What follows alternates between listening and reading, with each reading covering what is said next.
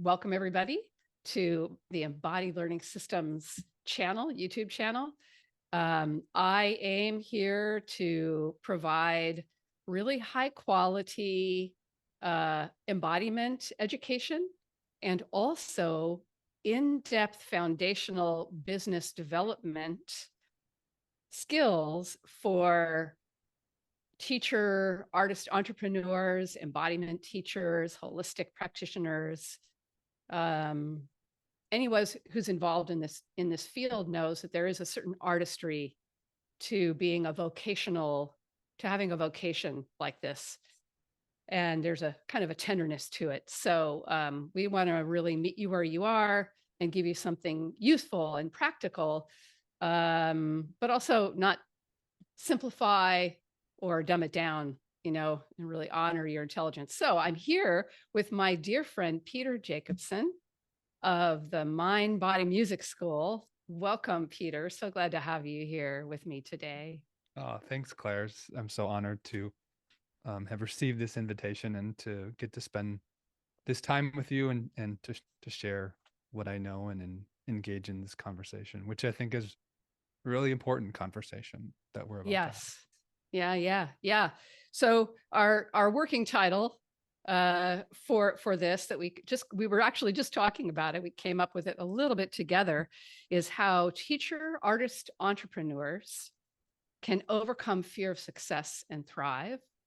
And Peter, in his teaching, so Peter is a teacher of the Alexander technique and of music. And he's also an artist, a musician. He's an artist in terms of being an orchestral conductor. And he's also an entrepreneur par excellence. Mm-hmm. So our title, the subtitle was Marketing to the Yes with Peter Jacobson, because he's developed this whole process of what it means to perform to the yes. And we'll talk about that. But right away, we got into a little bit of the ickiness of the word marketing. And we were just starting to talk about that. And I was like, no, let's just hit the record button. So, so tell me a little bit about that ickiness of marketing and how that might be a problem for our audience, even if they try to overcome it and kind of push through it. And, just like we do with performance or which is what you and I are doing right now, right? It's a little like, oh, Yes. but we really have a heart behind it, right? We really want to share something meaningful with our audience. So, yeah, absolutely. Well, it's interesting, as you mentioned those things, being an artist, being a teacher, being an entrepreneur, what do they have in common? And as I think about them, they're all intentional forms of communication. And so I've been kind of replacing the word marketing, which is on par with the word sales, I think, in terms of dirtiness for a lot of us artists and embodied professionals. I like that term you used to describe yourself. Sales and marketing. I mean, right? You just feel like you need to take a shower after you say those words, even. Yeah.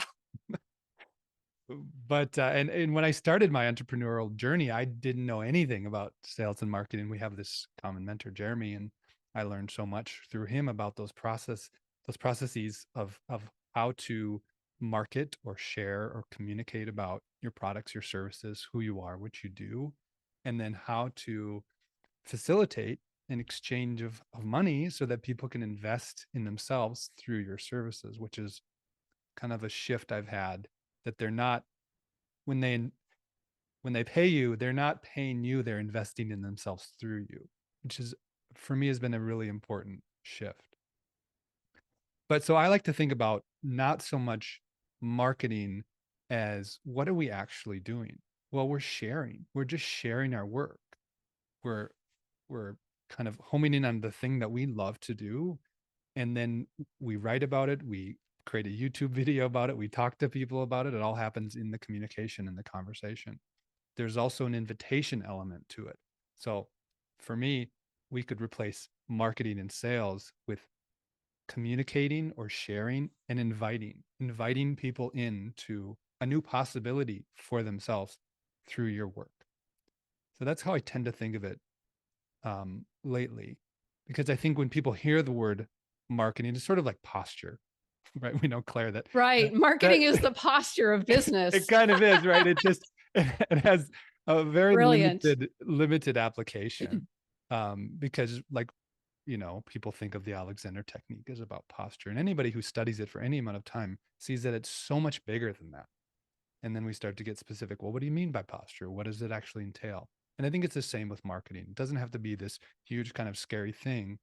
If you think about what actually happens in the process of communicating about what it is you do. Beautiful. And I love that you mentioned Jeremy Chance, where we met in Jeremy Chance's Alexander Technique Success Village. Mhm. And it really was a village, Yeah. which was very helpful. And he used the word marketing, which was the first time I kind of got freed to be myself in public as a business person, in a way that I had never done before. So thank you, Jeremy. And also, I remember very much that when I started working with you, it was the first time that I really came to accept my true niche. So I think also part of marketing or communicating to who you want to help or who you want to serve is having a real understanding and love and feeling for those folks, you know? Yeah. And because I come from the dance community, which is one of the least funded, most overworked, and yet most passionate communities in the universe, I really had begun to despair that I would be able to serve that community, because they just don't have the funds to invest in themselves other than in their training, and their training kind of runs them into the ground. So it's kind of a double bind, that I think probably musicians also suffer from. It's really quite a leap as artists, I think, that we all end up, or many of us end up hopefully making, to realizing that there's more to us than just the art and the technique. And I wonder if you could talk a little bit about that in your own life so the audience can get to know you a little bit better, like what led you both to the Alexander technique, but then also what's the juice behind your geeky passion for entrepreneurship, right? Because like we just talked about, we're not really, you can never be an expert in entrepreneurship. It's endless. So you might as well have fun, Yeah. So maybe if you could let us into your journey a little bit, that would be wonderful. Sure. Yeah, I'd be happy to. Well, I came to the Alexander technique the way a lot of people come to it, both because of pain and as a last resort. So I was Right. right. It's like almost every Alexander teacher I know has this in common. They're like experienced some sort of chronic pain that they just could not get rid of. They tried everything. They found the Alexander technique. The rest is history. Is that your story too? I mean, in a nutshell? My story is a little different. Yeah, I didn't even know I had a problem, but the truth was, I wasn't looking for a solution. I was looking to shred my body more because I thought that would lead to success. And I didn't even realize there was another possibility. So it was kind of like I was blindsided by the possibility that I could be a whole person and dance at the same time and not have to work so hard. Wow. And thank goodness I still had enough sensitivity left in myself to go, oh, I like that. I want more of that. I was still able to follow my heart to where it felt good. Yeah. Yeah. Making Yeah. money's like that too. I love making money. I love having enough money. It's really a great thing. I don't do very well if I'm not well funded. Absolutely. Yeah. I want to return to money and finances because that's a big area of interest for me right now that I'm doing a lot of deep thinking around. But Sweet. yeah, so I was at age 19 I experienced chronic pain from just essentially way overdoing it. Like freshman year of college, I was in 6 music ensembles. I like set the record. I couldn't get enough music, but I was so tight and so tense in myself. And I was just carrying around, some aspects of my teenage years and childhood, which kind of left their mark. And then throughout college, I was trying to find a solution. I continued to deal with it. And then at the end of college, people kept talking about the Alexander technique. And this was way back in 2001. I found it when I was 22, and I'm turning 45 on Sunday. And so I realized I've Happy been studying. birthday. Thanks. I've been studying the work more than half of my life now, which is kind of cool to have it, more in my life than not in my life. And boy, I remember that first lesson, just walking out, feeling literally about 100 pounds lighter and just so free. And like, whoa, this is actually available to me.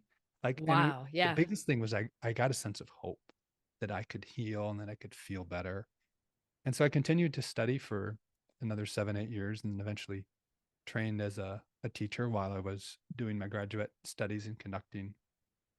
And then after graduating from Alexander training and grad school, I had the idea to start my own school.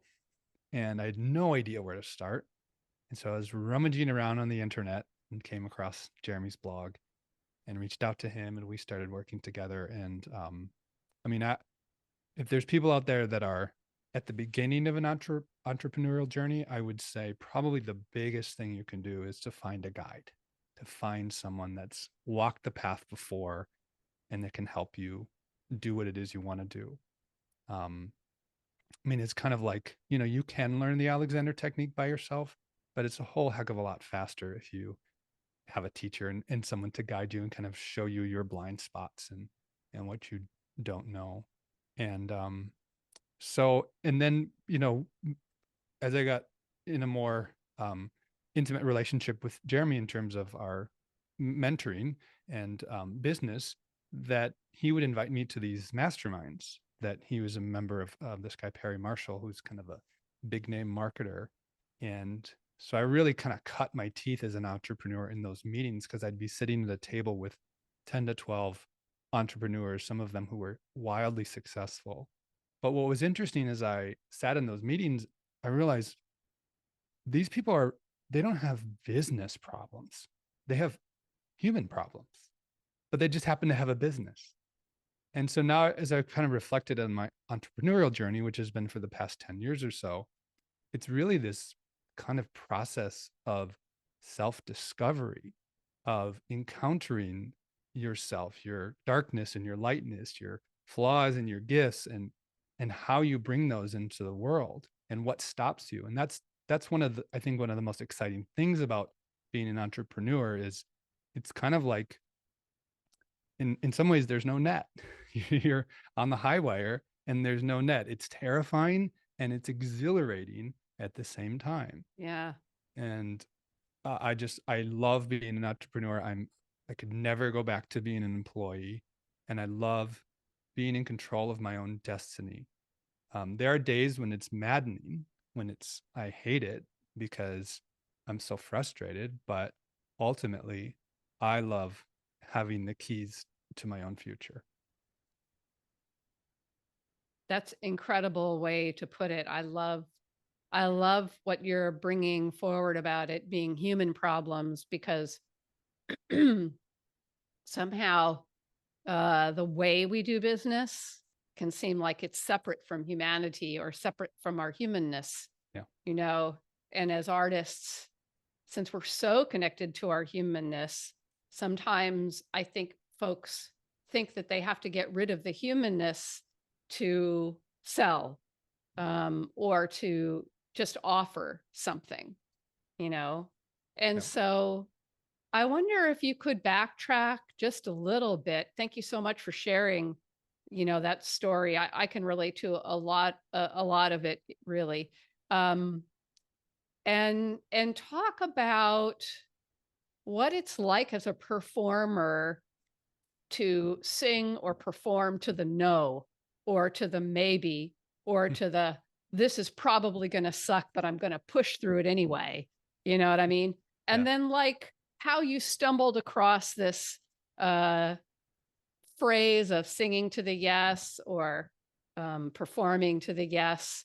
And, I know for myself as a teacher, nothing I do is really 100% original. There's so many threads I'm pulling in. So feel free to pull in any threads you need to pull in there. Yeah. Yeah, for sure. Well, just a little background for your listeners and viewers that until recently, the name of the business was Total Vocal Freedom, and we worked with primarily with singers, and then we've just made a transition this past year to open up the school to all musicians, instrumentalists, and singers alike. But it was early days in the business, and I was doing a lot of personal development work, and I went to this seminar, and it was kind of a role playing exercise where you had to invite someone to come to an activity. I think it was like just go out to a movie or something. And so we were instructed the first time to approach your partner and ask them if they'd like to come to the movie with you. But in the back of your mind, you had the idea that they were going to say no.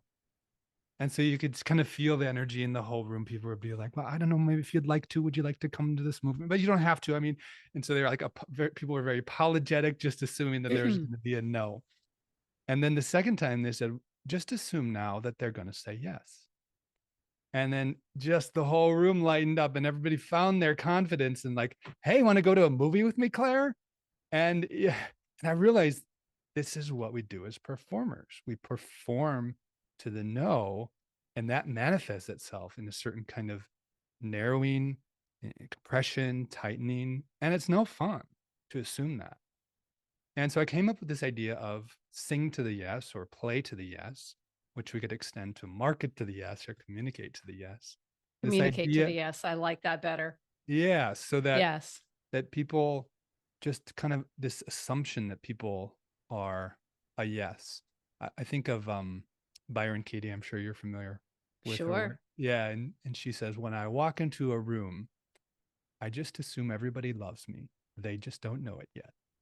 And that's what an empowering thing to think that people are a yes to you. And one of my other influences, who I know you know as well, is Kathy Madden, and she writes in her book On Stage Synergy that if you're performing to an audience, they've chosen to be there. They've said That's right. yes to that experience. They've already said yes. They want you to do well. They want to be moved by what you have to share with them.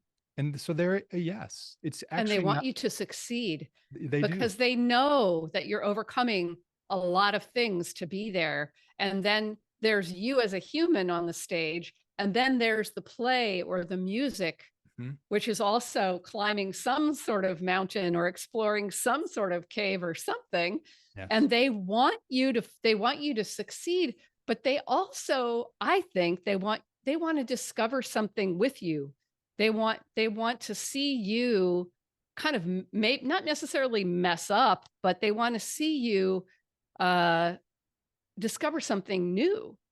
I mean, some performers have to do the same show hundreds of times, and the audience goes to see the show many, many times sometimes.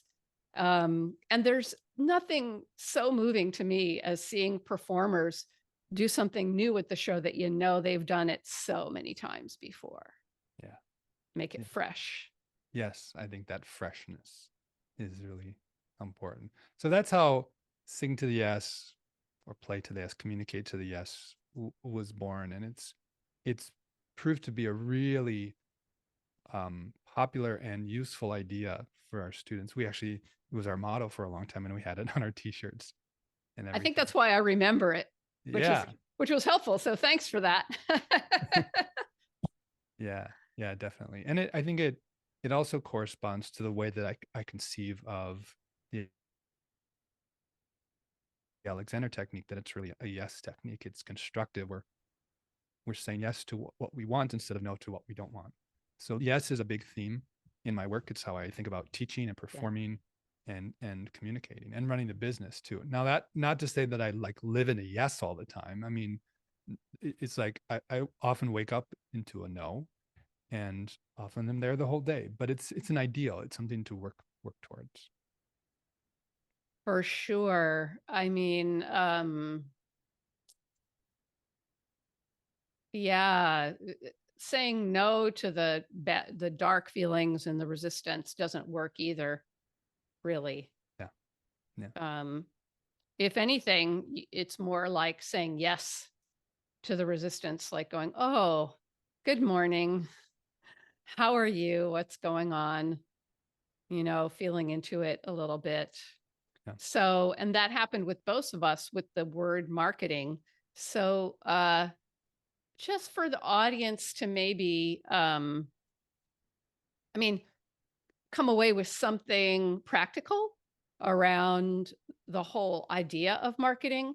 And really, what came up for me when I thought about talking to you was kind of like, it's funny that you said that it was from a self development workshop where they were like, you're going to ask somebody on a date, you know? So I started to think about getting in the mood for marketing, like, oh, I'm going to sit down with a glass of wine and do some marketing or what, I don't know, just like, how can we take this um, a little bit more humane idea about how we're in our bodies right now in this moment as we sit down to think, I've got this fantastic course that I want to teach and I need to let people know about it. So, how can I quote, market to the yes? Yeah. And maybe if it think about it out loud if you like, but also if you can think of any examples where you've done that and it how it was for you and how it was for the people who decided to invest in themselves and just like what is that like, you know? Yes. No, I have an example. I've been thinking a lot about this because in January I'm going to offer a course called The Musician's Journey, and the subtitle is Turn Your Story into Your Superpower. And it's all about kind of looking at your life and the things that have happened to you, the major plot points, and kind of seeing your life as this beautiful narrative and story that has all of the things that any good story has as a part of it. And I think when we share ourselves authentically and even vulnerably and intimately with people, the right kind of people show up to our programs and courses. We have to be willing to do that, and it can be scary. And there's a fine line between oversharing That's right. and being vulnerable, or sharing, revealing some part of yourself. Because I think I've heard this, I don't remember who said it, but we connect with people on our rough edges. That's how we connect. It's not through the polish. Ooh, It's like you think about, yeah. like if you're, I don't know, waiting in the line at the DMV or something, you're probably gonna connect on something like, I can't believe we have to wait for 2 hours, right? And so The you connect complaints, the complaint. Yeah, you connect with yeah. people and your complaints and your wounds, on your scars, on the things that that have happened to you that maybe left a mark. And so it was 2016. I was moving from Baltimore back to the Twin Cities, my home state of Minnesota, and I had some students in Baltimore, but I had no students here. I did have a mailing list of, I think it was like 1,500, 2,000 people at that point. So I had the idea to launch an online academy. And so I invested in a book called How to Write a Sales Letter. And I learned and I spent months and I went through so many iterations. But what I decided to do was to start by really just telling a story about myself and something that had happened a couple years previous, about kind of a hard thing that happened that I turned into a good thing. And so I shared it. A bunch of people ended up joining. They were amazing people.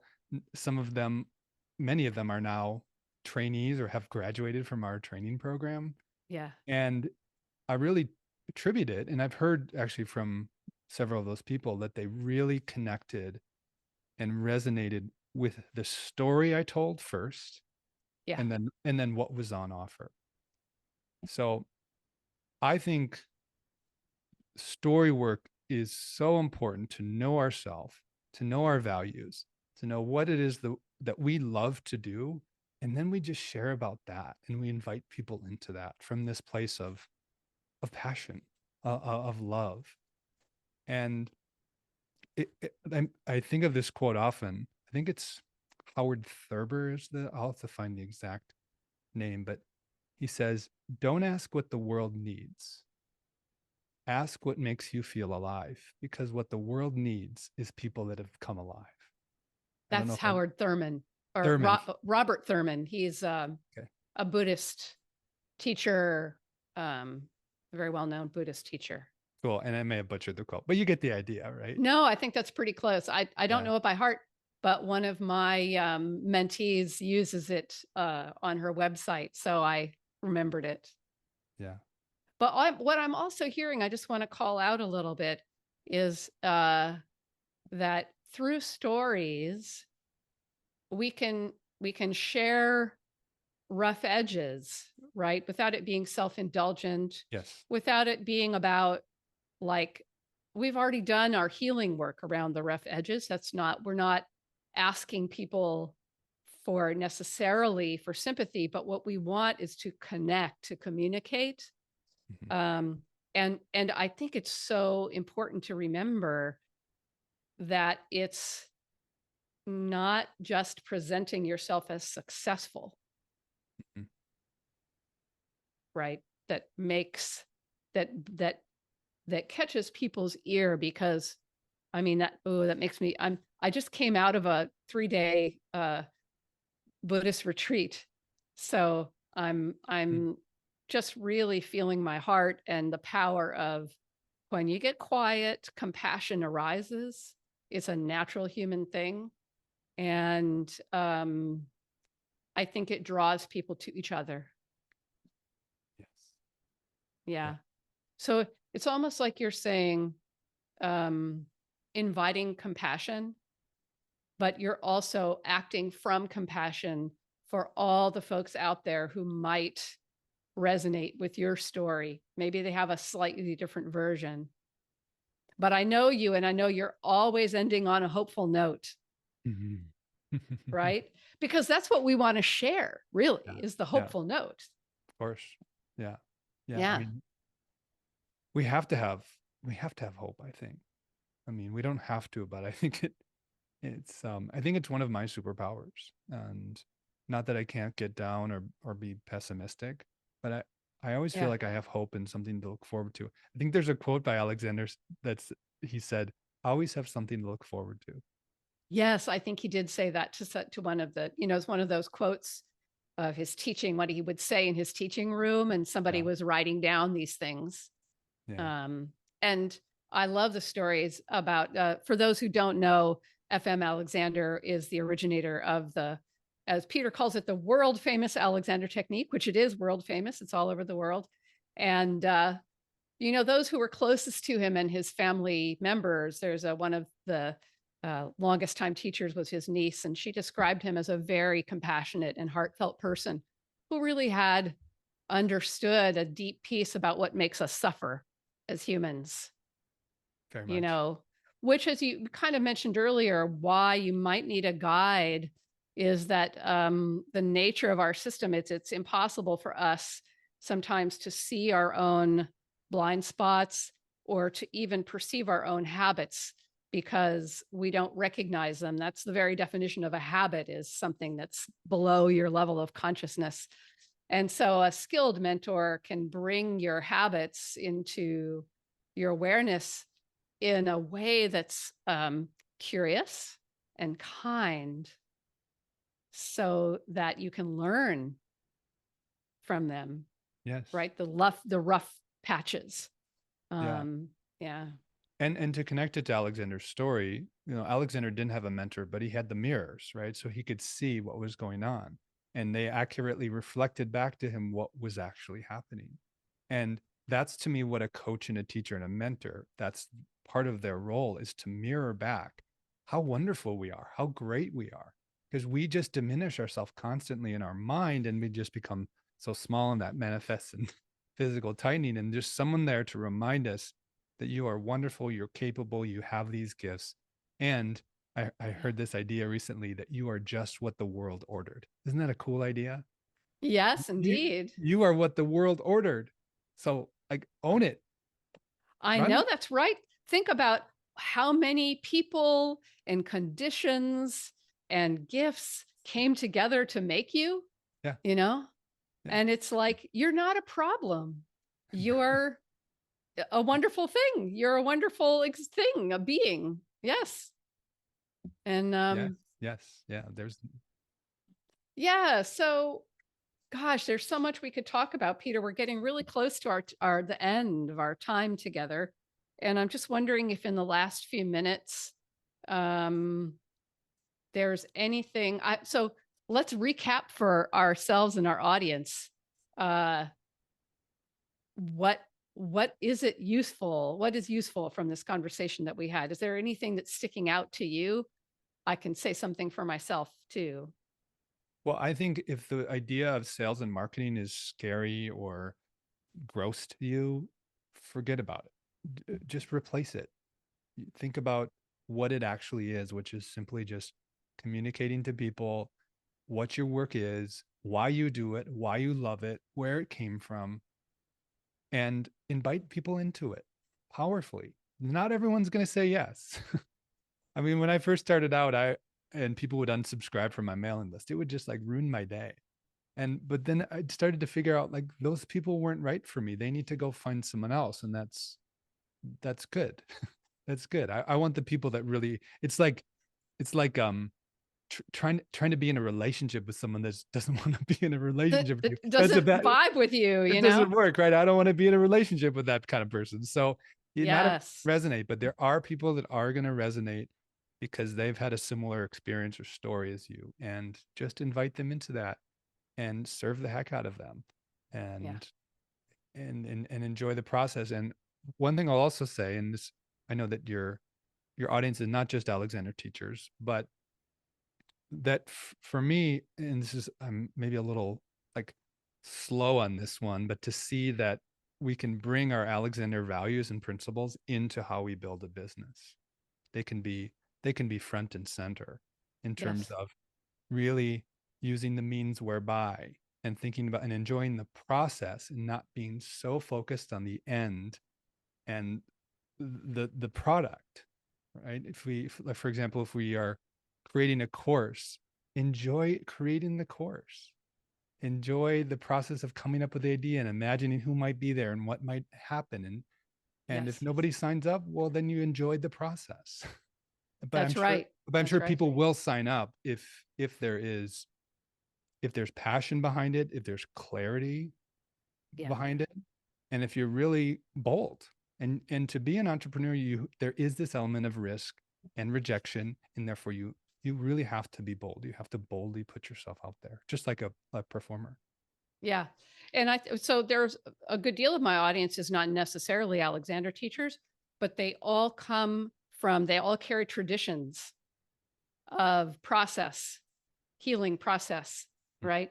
And I think that anyone who is rooted in a healing process, whether it's 1,000 years old or 50 years old, or maybe they just began to invent something new based on somebody's work, um, honoring that process in how you do what you do will just go even further towards communicating to people who you are, and it will bring those people in. So whatever your process is, whether it's Alexander technique or something else, um, it's going to be a lot more fun to build a business if you think about how you're doing, what kind of energy you're bringing to every little piece of it. So I think that's a great takeaway. And Peter, how can people get in touch with you? I will put everything that you'd like me to in the chat box below the YouTube. So Sure. anything you want us to know about what's coming up or how they can Sure. Yeah. connect? Well, you can go to the website, mindbodymusicschool.com. We're in the process of rebranding, and I'm working with a designer to create new logos. So hopefully by the time you get there, that will all be up. It's a So tender moment. yeah, yeah, it is. We're in transition. Um, and yeah, if you're a musician, if you're a artist, a teacher, we have various programs. And so just go on the website, rummage around, be in touch with me if you want to talk more. I'm always happy to talk to people and help them on their journey, whether they're a artist, teacher, or entrepreneur. Thank you so much. Any My pleasure. combination of the above Some days we feel more like one than the other. All right. Peace and love. Thanks for watching. I know Peter and I both hope this was helpful to someone out there. Even one person is going to make us really happy. So Thanks again, thanks, Claire. Peter. Bye.